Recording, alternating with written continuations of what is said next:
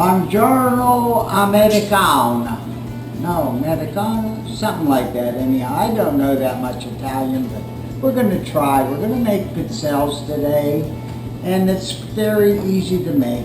I make them all the time.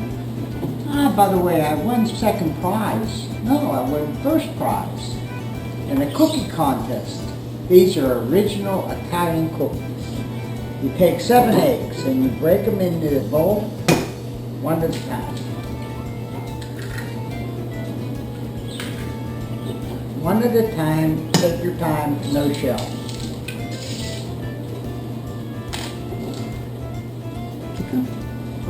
Okay.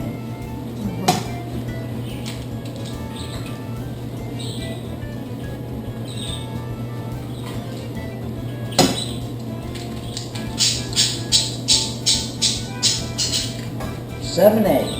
7 eggs, you break them real nice and easy. You can use both hands, one hand, whatever you want to do. Okay? Make sure there's no shells in there because they taste real pretty. You're saying people will notice the shells? Oh yeah. A little bit of extra crunch. We'll get them crushed pretty well at the same time. And then you put it in your beater. And you make sure that they are real.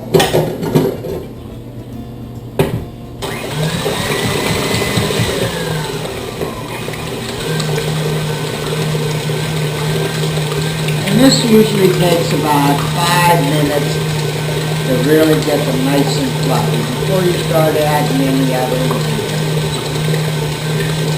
The more you beat the eggs, the better it comes out because it's finer.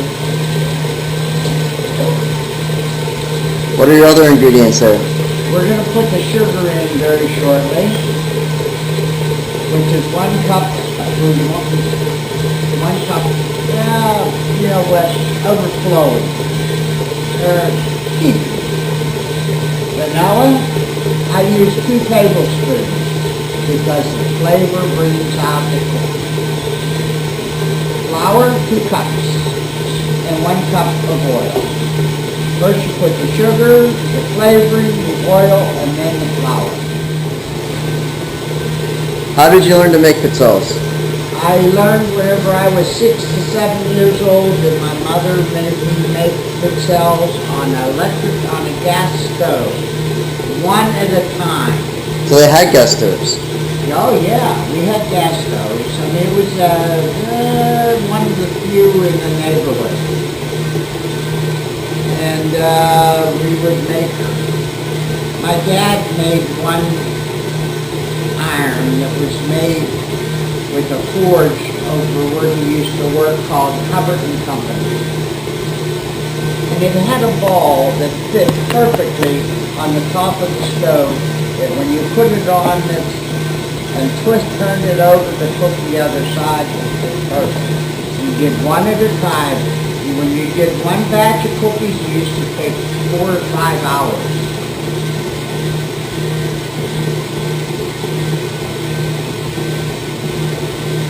So it wasn't Ann that taught you then? Oh no, it was my mother. My mother and father. On one side of the Pizzelles, it had MV, which was Mary Belton, my mother. And the other side had PV. For my dad, Peter Belton. I wasn't included, I was just a baker. And you had to make one at a time? One at a time. No 2. And now how many do you make at a time? I make 2 at a time. So it takes me a little bit less time than that. I usually use 2 irons, which today I'm only going to use 1. I buy the Palmer Pizzelle maker. I think it's one of the best. They have other brands, but I don't know, this has details perfect. Whenever you make a cookie, it comes out with little flowers or little stars. And decorates it a little bit. Well, we're gonna turn around and start the sugar going in here. That's pretty good. That's about 4 minutes. Yeah, this will be almost 4 too.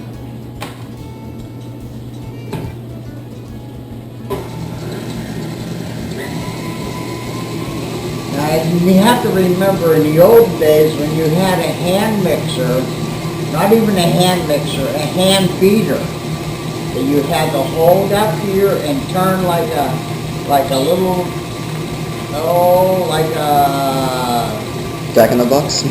yeah, whatever you want to call it. But you had to turn it, and it would take about a half hour to beat the eggs, to make them nice and fluffy.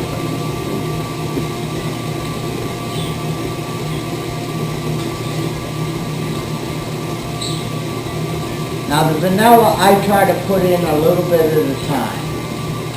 They call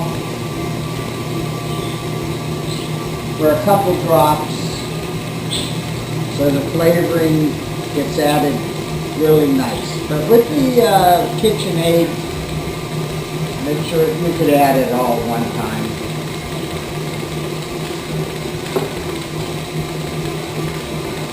Not that I'm pushing any one kind of Anything. mixer or maker.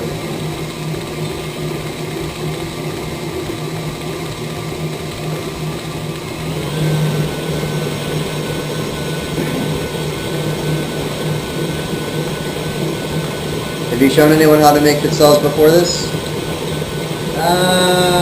Not like I've shown them, but I try not to show them the ingredients because that's a hand-me-down recipe. A lot of recipes call for different things and less things. So this is actually a hand-me-down recipe from my mother's great-grandfather's other whatever it is, all the way back from century 2, not 20th, century 2, from the old country.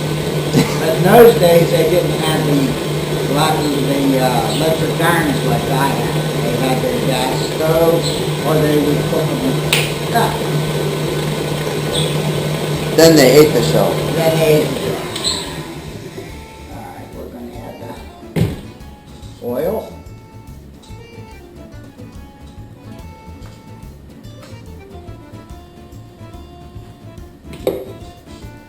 And mix it again.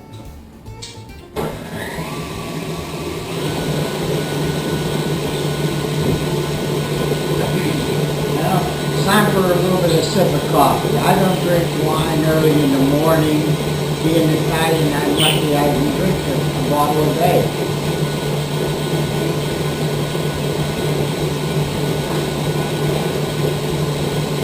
And my grandkids will tell you I don't drink.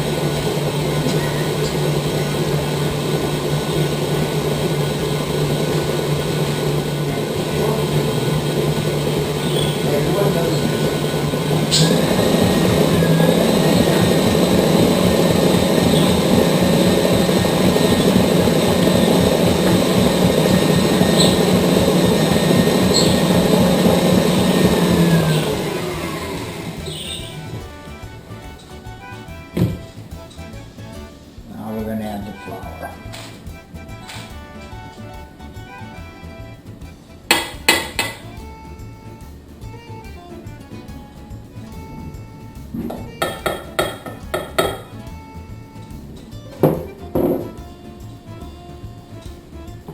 So when Frank and Milena come down for Christmas, are you going to show them how to cook something?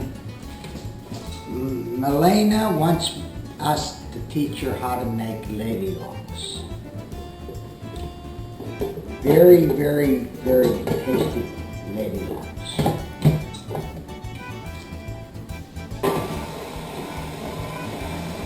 It's not like them.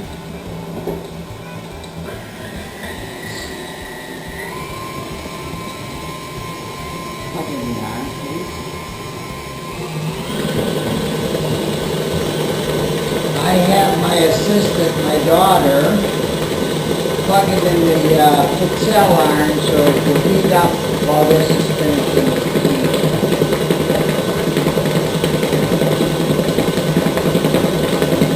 The iron takes about 10 to 15 minutes to really cook, or to warm up to the temperature so it doesn't stick.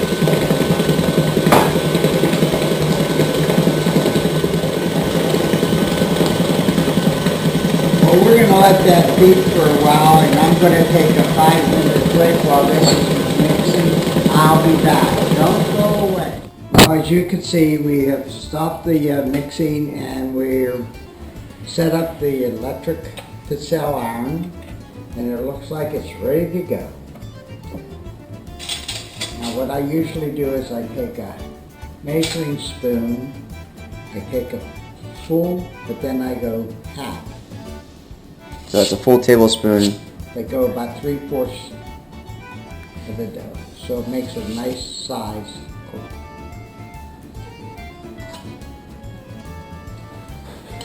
So when the cookies come out, they're probably about the same size. Now, after you put your dough in, make sure that you push and lock it, so the pizzelle will come out nice and flat. I usually get a piece of aluminum foil so I can put the cookies down so they can cool. And there's the first batch coming out right now, and I've left them in there just a little bit too long. They got a little bit brown, so the best thing to do is take them out before they get any darker. That's the first cookies off the assembly line. So, is there a particular reason that you like this iron? Is it? Well, I'll show you as soon as I get this next one started here. And you close it up and make sure it's locked. Okay? See the little stars in there? Nice little variations on the other side. Now they came out a little bit dark, so we'll have to watch our pizza cubes. Perfect.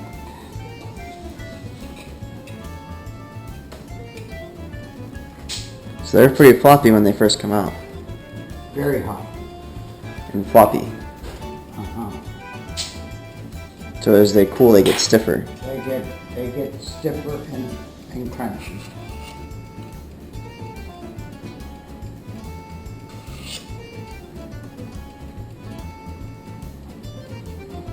So you don't try to fill up the entire area. No, because if you do, it runs over the sides if you try to, and then you have to cut and so forth. But this is a nice size cookie right here. It's a perfect cookie.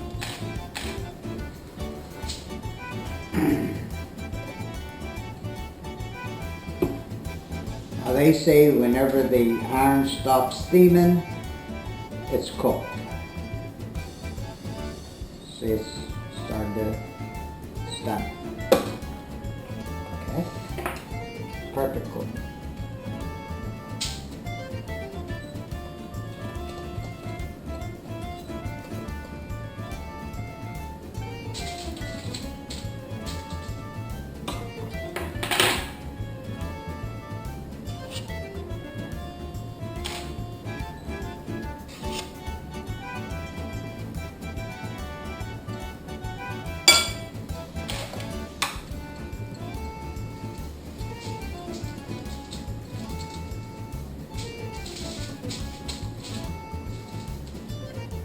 Let them cool for a little bit and then put them on top of one another. That's great.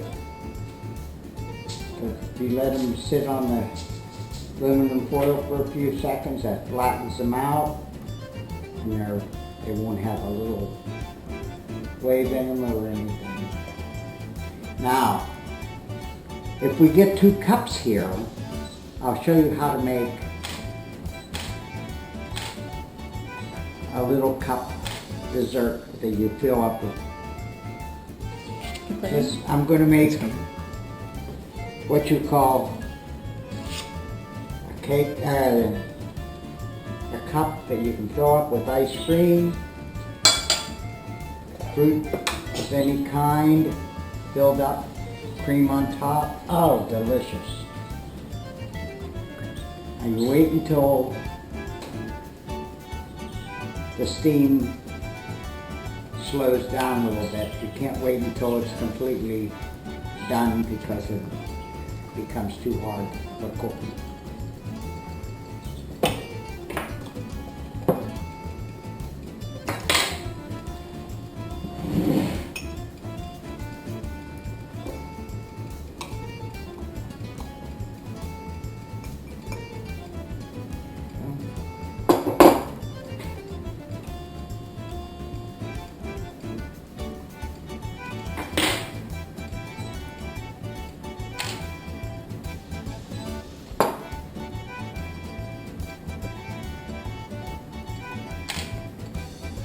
And here you have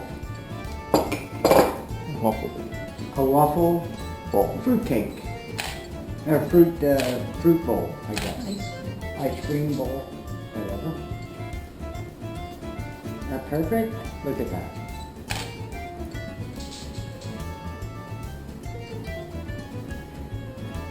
So much of that. We'll go back to making the pizzelles. I just wanted everybody to know you can do that very easy with this.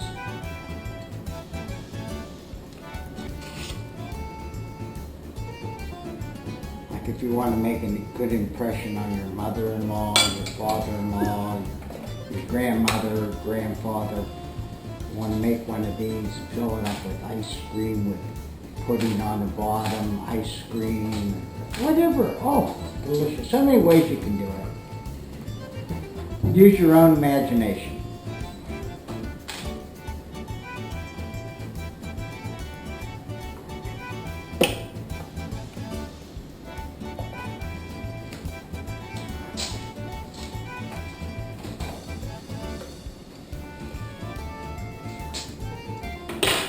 About the pizzelles, I could go on because I remember making these at the age of 6. Well, maybe 7. No, it was 6, I think it was. Because I wanted to go out and play and they would say, it's raining. And it wasn't raining. They would get a sprinkling can and go upstairs on the balcony and sprinkle the water. And I thought it was raining, so I had nothing to do. So they gave me to make pizzelles. We didn't sell them, we just ate them though. Now some people like them plain, other people put powdered sugar on them. But it all depends on what part of Italy you came from. We never put this powdered sugar on, but I know that there's people that come from Massachusetts and so forth like this, a different part of Pennsylvania, United Those States. far off parts of Italy. No, not parts of Italy. Parts of the United States that they say that they always had powdered sugar on them. Me, I like them plain. But you can make other flavors. What's that? You can make other flavors. Oh yeah. Oh, any flavor you want. If you make chocolate, you just add cocoa instead of the vanilla, and same procedure. So you can make anisette. You can use anisette. Anisette, pina colada, maple, lemon, orange, strawberry, berry, anything you want. Now I usually use, what is it, Lorna oil? Lorraine oil, yes, because the oil has a better flavor than just the imitation extract.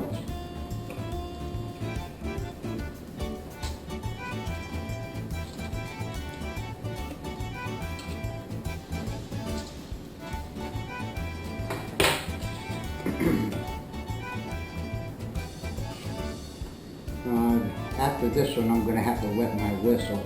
Coffee, that Well, you grew up with how many brothers and sisters?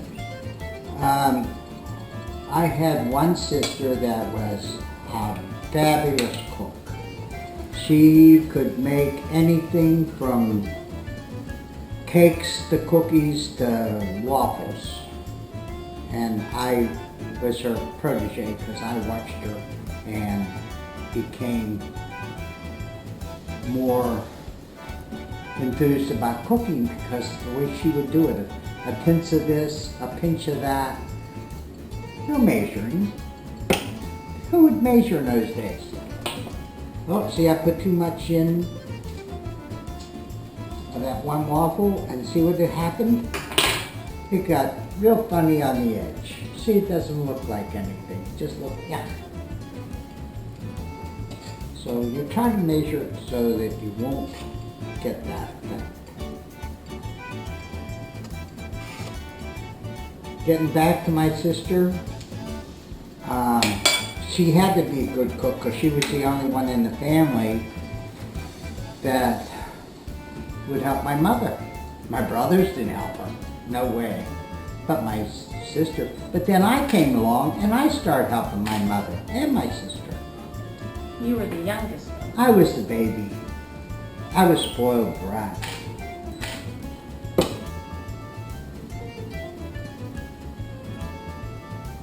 So your older brothers didn't help to cook? They didn't know how to make cookies like this? Well, Uncle Gay made Italian bread. He enjoyed making bread. I don't think he really did the cookies that I know of. He could have. I know Uncle Pete would help, but he would burn the cookies. My brother Joe, he wouldn't help at all. And my brother Orr was too busy. So it was my sister and I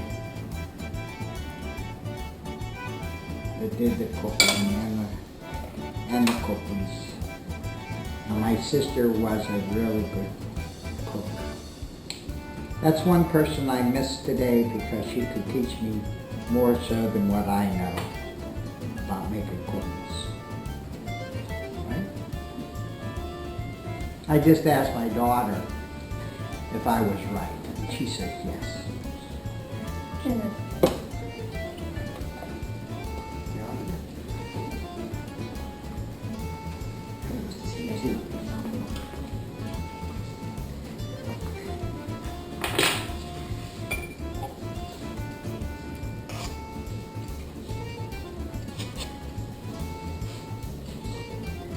So everything you mentioned was a dessert. Well, so far, but we haven't gone to the 7 fishes for Christmas yet. Right. Or the Italian sausage. Oh, the Italian sausage, oh, out of this world, if it's cooked right. Now, I've gone to many, many restaurants and many, many side vendors that say hot sausage, Italian hot sausage. Well, all they do is throw the sauce on it, that's it. That's not the way you cook the Italian sausage. The Italian sausage way. You used to make homemade Italian sausage, right? Oh yes, I used to make my own sausage.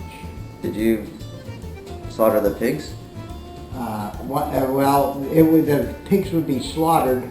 My mother and my father would get the sausage, or the pigs, from a place called Workhouse. That's Allegheny County Workhouse. And they had a farm. And that's how they would make their money.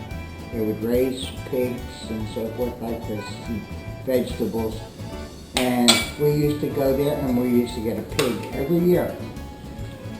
And there was a relation of ours called Guindino Inzeri. And he used to come and they would cut the meat up and make sausage and make prosciutto and make sausage, salami and because they cure them all. Pickled pig's feet. Oh, yes, yes. Well, pickled pig's feet in those days was different than today, because whenever I make it, I don't use a pig's feet. I use something different. But it's little riblets, and I pickle them, boil them, out of this world. You make garas. Oh, garas. Yeah, that's another thing too. And all that is actually is the same thing as today that they use as called pulled pork. But no barbecue. Huh? No barbecue. No barbecue sauce. No, it was plain.